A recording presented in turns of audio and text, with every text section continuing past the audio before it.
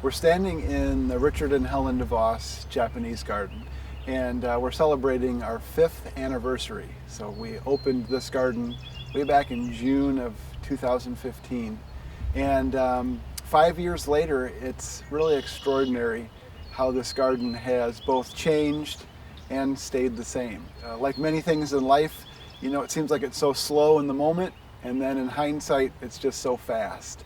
And seeing this garden grow in, see the seasonal bloom and the ebb and flow of all those changes that take place, see the fish getting bigger and some of the huge bass that people enjoy seeing from the zigzag bridge, and just all of the seasons of bloom, and as things grow and get pruned, and just the way the space has filled in, and it's just been a fun process to see.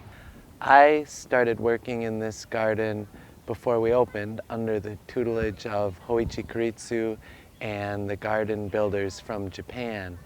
At that time, it was a big empty space, but we were focused on space and the dynamic use of it. And as we approach the 5 years, that use of space is becoming more and more realized. I remember visiting this space kind of as a seasonal glacial divot. And there was always water in this space, but it was never a body of water this big, and it would almost completely dry out in the hot late August time frame. And when we visited with Hoichi, he saw this spot. He saw great things for this space. There are 2 types of timelines and scales that happen in a Japanese garden. There's the garden of stone and the garden of flowers. So the effort put forth to create first the garden of stone, which allows people to view the timeline as the time that stone would break down to disappear. It's a very humbling and promotes humility for understanding our place within the universe, and it has a very grounding effect.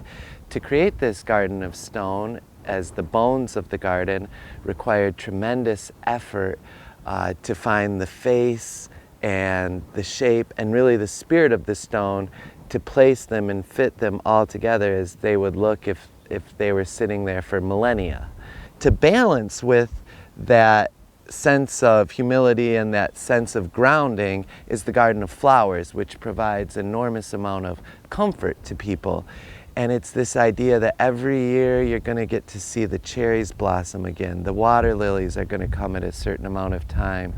And in learning that experience, it creates this comfort and this hope that we're going to live another year, and we know what to expect another year.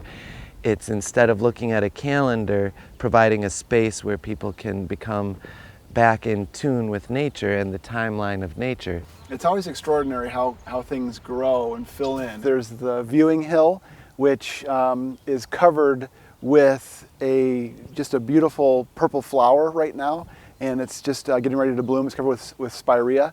And I can remember that being, you know, just these punctuated dots of plants, you know, when that was first planted. And now it's this chartreuse carpet. You know, it's grown in fully in the last 5 years. And the dedicated horticulture staff trim that back every year so that it really has filled in as a carpet now. And when you look at some of the niwaki, which are the bonsai-like garden trees, you know, and the pruning that takes place every year with those, and the needlework, and all of the pruning that happens, it's really neat how this garden has grown in, and you see the hand of the gardener now in the way that those things are pruned and maintained.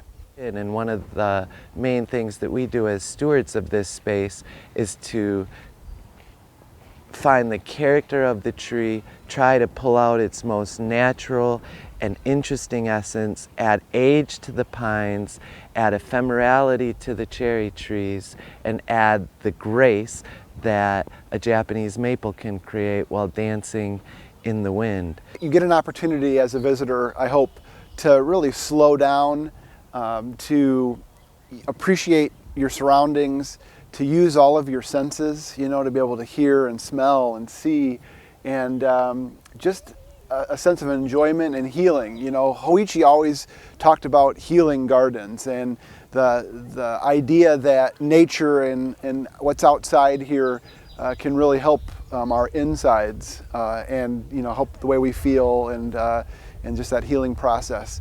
And so I hope that people come here and they feel peace and they feel happiness, and they get an opportunity to just kind of stroll and relax and take in the beauty that is this space. My hope for people when they visit this garden is to bring whatever they have with them, whether it's joy, whether it's sorrow, whether it's angst or anger, whether they've been victims or whether they're on cloud nine. The garden has the capacity to hold all of those feelings and absorb all of those feelings. I see kids run around and look at the frogs and have so much fun, and there's people that I see that are just here on a peaceful walk, and then I see people that are obviously going through a difficult time, and they can find beauty and a place to find reprieve from that in the different spaces within the garden.